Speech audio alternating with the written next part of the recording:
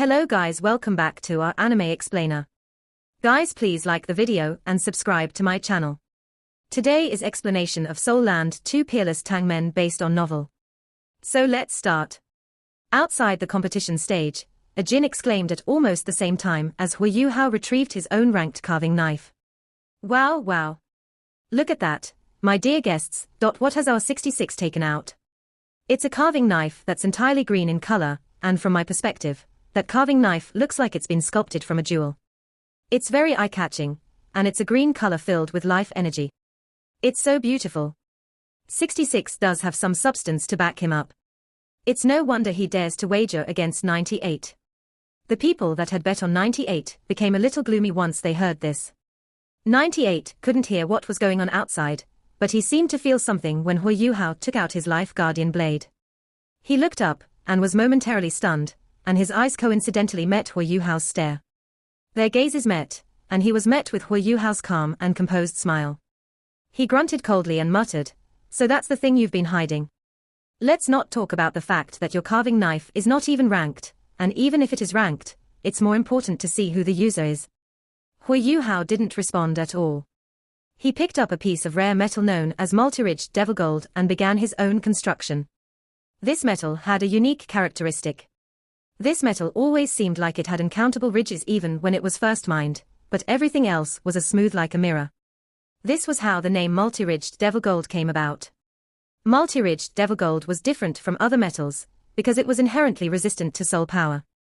Any soul power that was infused into it would be rejected, and it could even produce a reactionary force several times the power of the soul power infused inside. If the soul power infused inside exceeded the range that the multi-ridged devil gold could take, the metal would explode. Multi-ridged devil gold wasn't considered very rare, because it was still produced in relatively large amounts. It was typically the best choice for crafting defensive soul tools. This was especially true when soul engineers wanted to craft formation arrays for a protective soul barrier. The product would possess the multi-ridged devil gold's natural resistance to energy and soul power once completed, an excellent effect. The only problem was that multi-ridged devil gold was extremely tough, and at the same time naturally resistant to soul power. This meant it was a lot more difficult to create formation arrays from this metal. However, this was no problem at all before Huo Yuhao's life guardian blade. The sharp bluish-green blade cut nimbly into the multi-ridged devil gold, and the life guardian blade absorbed every single ounce of life energy from the metal with every stroke and every part it touched. With Huo Yuhao's precise control, life energy was only sucked away from the places that the blade actually cut into, and those parts naturally became extremely weak without any life energy at all. Huo Yuhao was engraving and cutting into the multi-ridged devil gold as if he was slicing tofu, and the metal was quickly forged and engraved into a disc-like shape about the size of his palm. Ajin knew quite a bit about crafting soul tools, so he could commentate properly. His jaw hung open as he looked on from his high seat. Oh my heavens! That's just incredible. Multi-ridged devil gold is extremely resistant to soul power, but it's become as weak as tofu beneath 66's mystical carving knife. 98 was also carving and sculpting a rare metal. He was focused on creating his own soul tool, so he no longer looked at Huo Yuhao. All his energy and attention was focused on the soul tool in front of him. His darkness green dragon flickered with faint green light with every stroke, and caused the metal to ripple at the same time.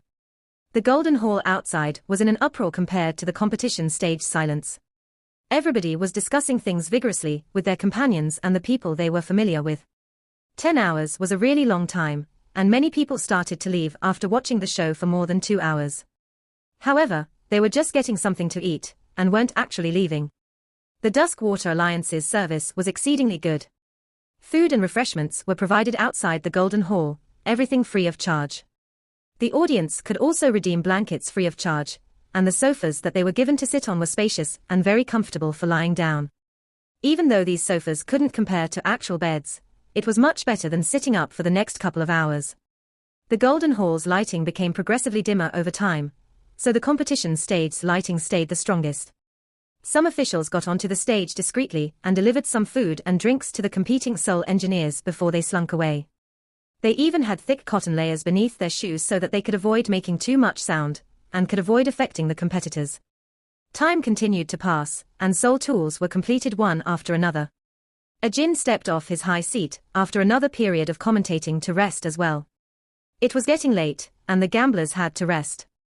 They couldn't absorb any more commentating anyway. The 6 people on stage were very focused, and they didn't want to waste even a single second of time. The contestants would signal to the judges after each soul tool was completed, so that the judges could assess them and confirm that they had been completed. These soul engineers could keep their soul tools only after the judges had given their approval, and these soul tools would be used in the face-off afterwards. After 3 hours, 98 had already finished 2 soul tools, while Huo Yuhao had yet to finish a single one. He was the only person among the 6 contestants who hadn't raised his hand yet. Some of the gamblers who weren't resting and were still very excited, and those who had placed their bets on him, were getting worried. Of course, this was a minority, as only those who could take a high risk would choose to bet on the underdog. 98 completed 4 soul tools in 6 hours. This was an astonishing speed, as all 4 soul tools were Class 5 soul tools.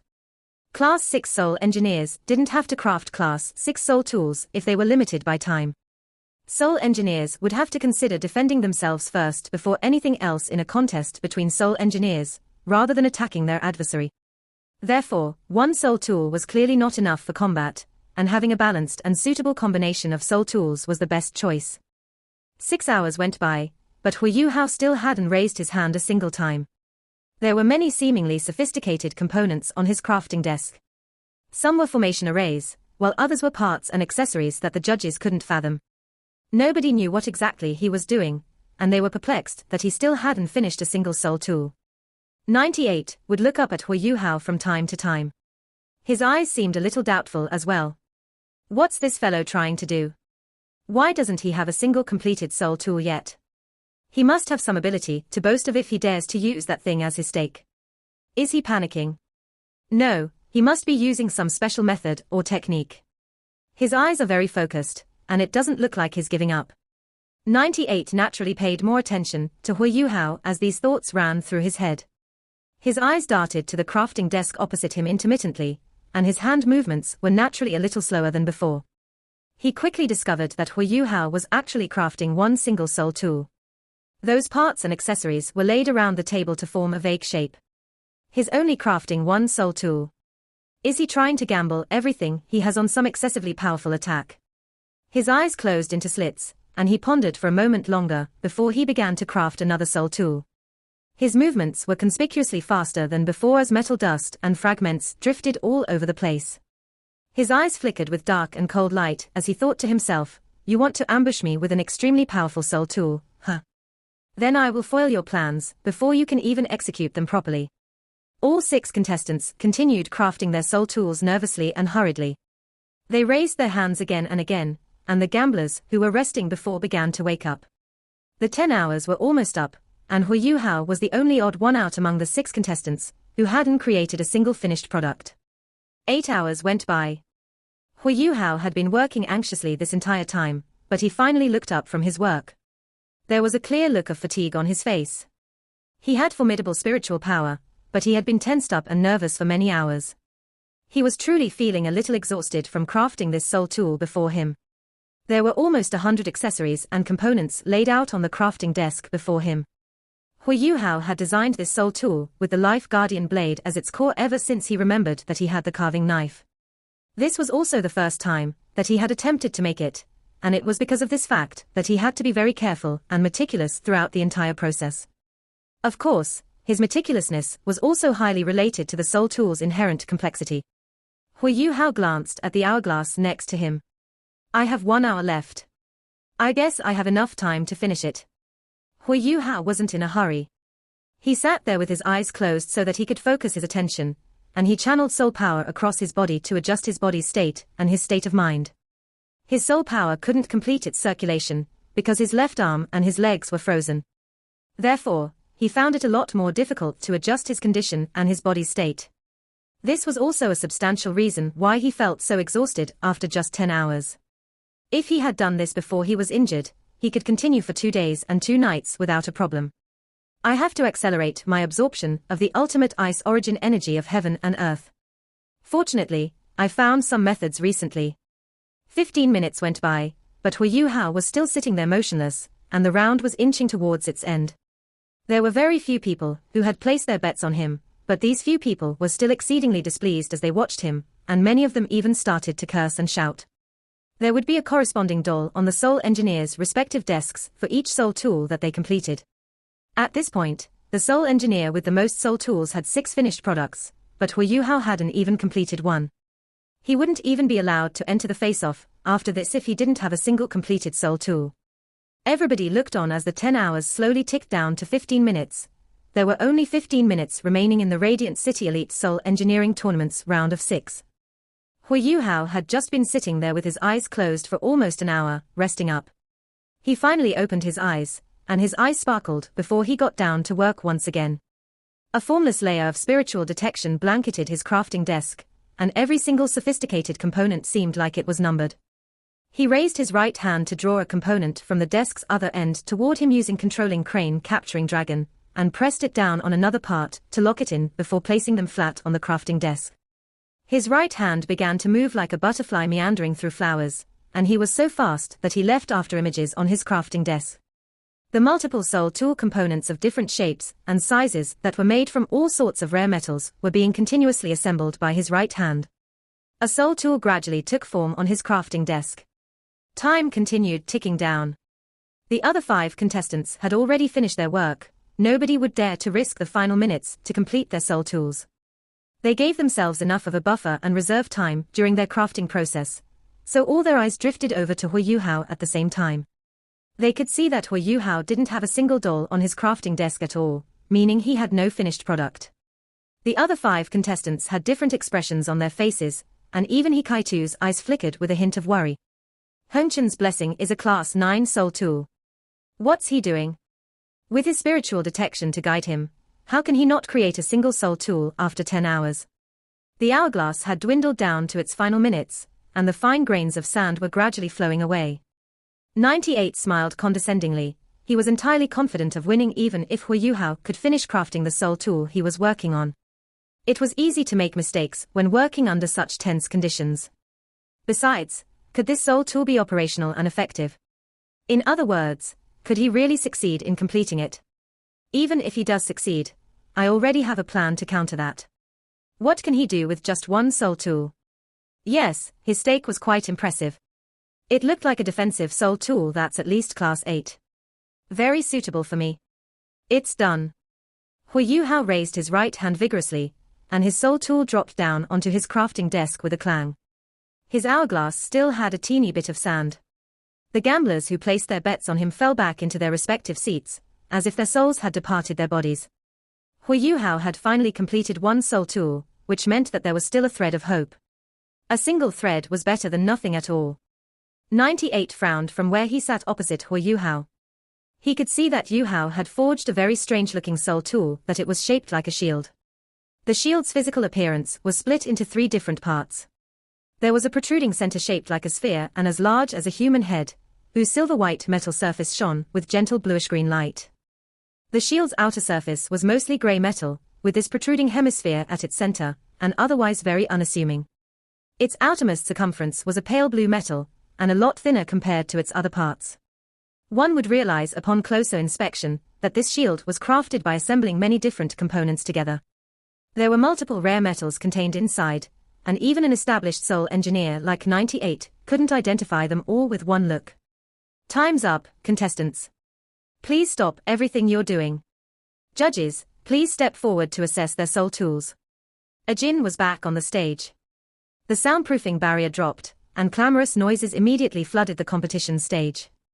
The 3 judges were already on stage, and the first person they approached was Huo Yuhao.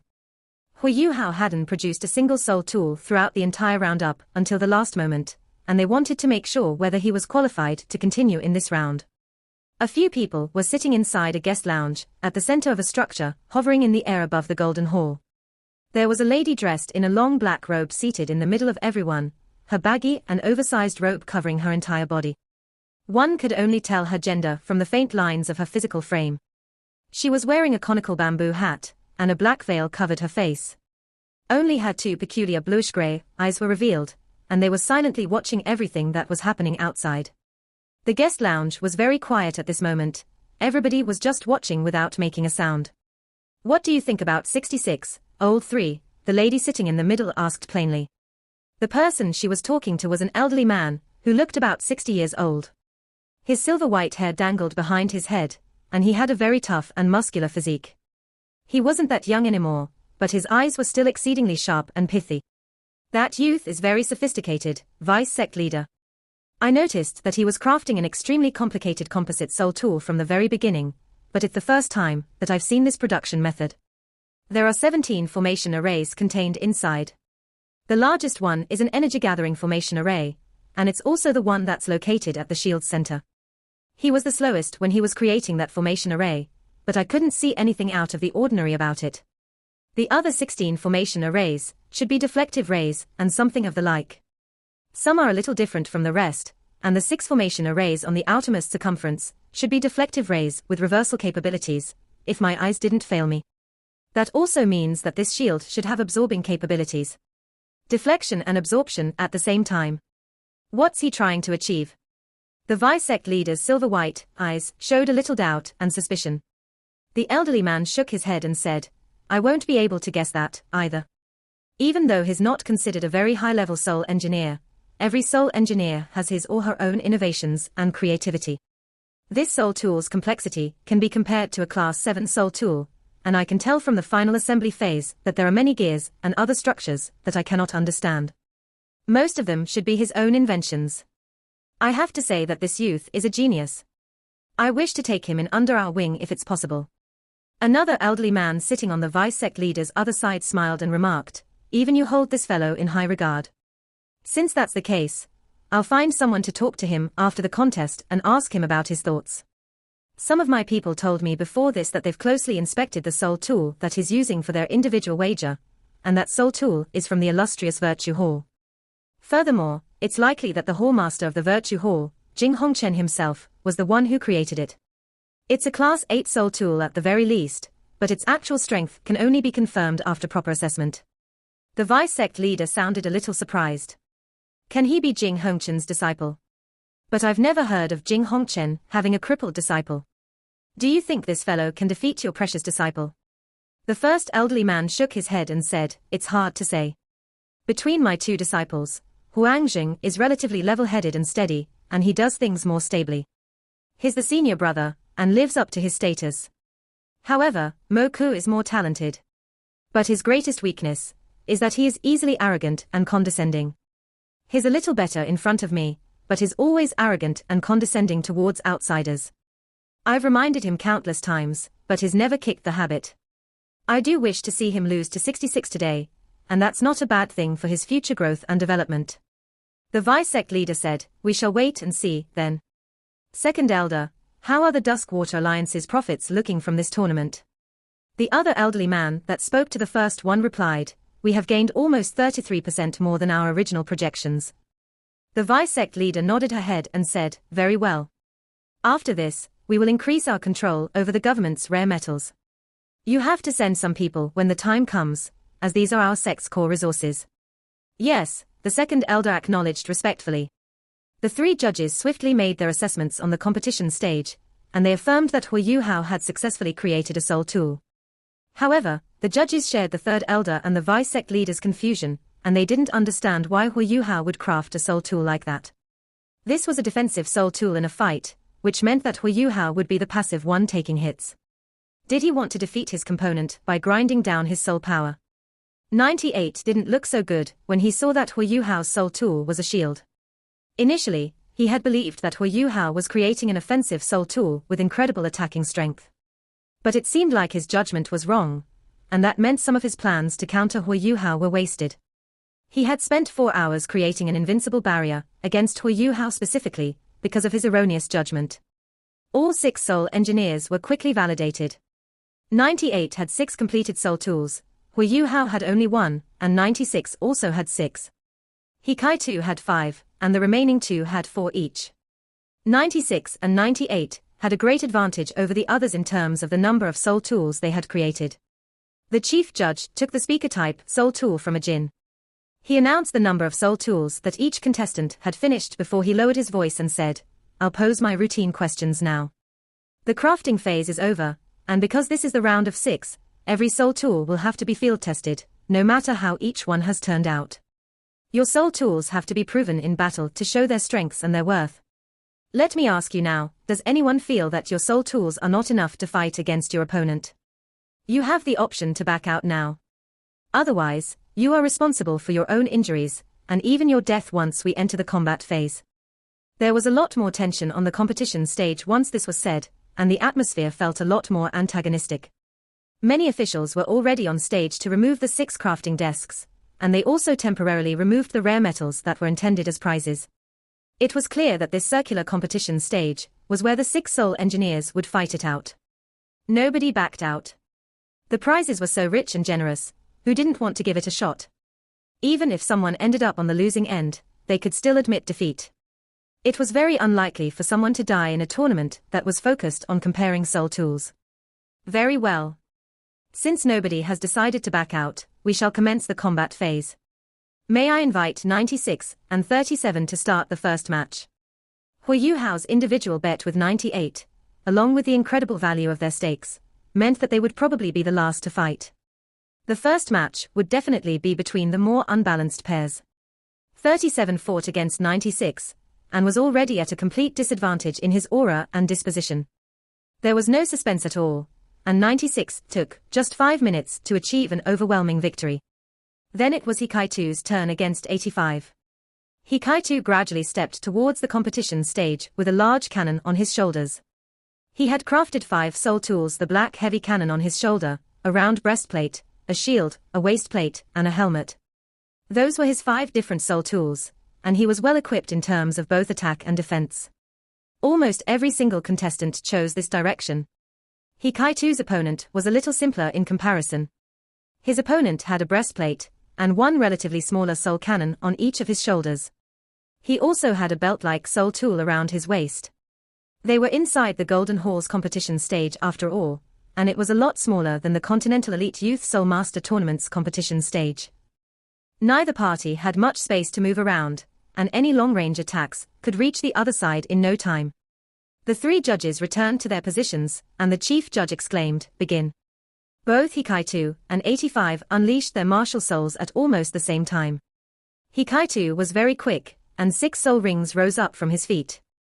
On seeing this, the audience erupted into shouts and exclamations. Hikaitu was a 6-ringed soul emperor, and this meant that this tall and broad-shouldered man in a mask was likely to be a Class 6 soul engineer as well. The people who had placed their bets on Hikaitu began to gasp and exclaim in joy and delight. 85 paled in comparison. He had 2 yellow and 3 purple soul rings, only 5 soul rings, and he didn't have the most optimal soul ring combination. Both parties chose to unleash the same soul tool initially, a protective soul barrier. A layer of white light rose up and enveloped their bodies inside. Both soul barriers were Class 5, as they had only had 10 hours to craft their soul tools. The belt-like soul tool that 85 had around his waist burst with colorful light, and circle after circle of intense light rippled out from it. His soul power undulations began to flourish with lightning speed. Wow! Look, everyone! The soul tool around 85's waist is an extremely rare energy-gathering soul tool. It can focus and condense the user's soul power over a short period of time. It's very difficult to create a soul tool like that, and one has to be very precise in the crafting process. Otherwise, one mistake will cause injuries to the user. I can imagine right now that 85's subsequent attack will as vigorous and violent as a thunderstorm. With his energy-gathering soul tool's amplification, his attacks can rival that of a Class 6 soul engineer for a short period of time. Hikaitu didn't respond as he watched his opponent's energy-gathering soul tool. He calmly raised his left arm and blocked his chest, the foot-long shield on his left arm beginning to chime faintly and radiate a layer of orangish-yellow light. Look! What a great counter! The shield that 88 has chosen to use should be a soul-reflecting shield. This shield is highly resistant and effective against all soul power attacks, or more accurately, all kinds of soul rays. The only problem is that I can't tell what this soul-reflecting shield's class is. The fight begun, and Ajin's saliva was spewing all over the place as he commentated excitedly on the battle. An energy-gathering soul tool could temporarily increase a soul engineer's offensive ability, but it also consumed a lot more soul power. The user would have to achieve victory as quickly as possible. 85 felt his heart sink when he saw Hikaitu's 6 soul rings. He knew that he only had one chance to win. Because of this, he didn't wait for Hikaitu to do anything else, and fired off the twin soul cannons on his shoulders. Two different lights blasted toward Hikaitu. The soul cannon on his left shoulder was a brilliant white soul ray. The air around it felt a little strange as this ray surged out, and everyone seemed to see cracks and tears in the air wherever this soul ray passed. The air seemed to become glassy and shatter in its wake. The other soul cannon fired a pink sphere of light. This sphere was as big as a fist, but it grew increasingly larger as it flew through the air. Every single contestant who could make it into the round of 6 had their own unique strengths, and 85 wasn't an exception. Even Huo Yuhao was a little astonished as he watched those soul cannons. Both of them were Class 5 soul tools that were rarely seen. The soul ray that cracked open the air as it flew was called a splitting shockwave. Even though it was similar to a shock bomb, there was a world of difference between them. Shock bombs relied on intense and forceful shockwaves and undulations, but the splitting shockwave resembled uncountable knives and blades. Powerful cutting effects would be dished out to the target, and it would cut in very irregular patterns. The splitting shockwave was highly destructive, fierce, and brutal. However, it was very difficult to craft one of these, and it was quite challenging to control it as well. Splitting shockwaves were inherently unstable, and could easily injure their user. Therefore, soul engineers typically didn't opt for such a soul tool. However, 85 seemed very confident, and it was clear that he was very familiar with using similar soul tools. The pink sphere on the other side wasn't much worse, and it was known as an enfeebling cannon. This cannon could be considered a more primitive version of the aging ray, which had been used on Wang Chua. It was difficult for any energy-based defenses to dispel an enfeebling cannon's effects, and anybody struck by it would immediately enter a weakened state. This weakened state was a prolonged and continuous one, and the victim would have to rest for a very long time to recover. Both soul tools were considered incredibly difficult to craft among Class 5 soul tools. Furthermore, a lot of soul power had to be consumed when using them. It was clear that 85 was prepared with his equipment. He had a Class 5 protective soul barrier to defend himself, and his energy-gathering belt boosted his soul power, while his two formidable soul cannons would take care of his opponent.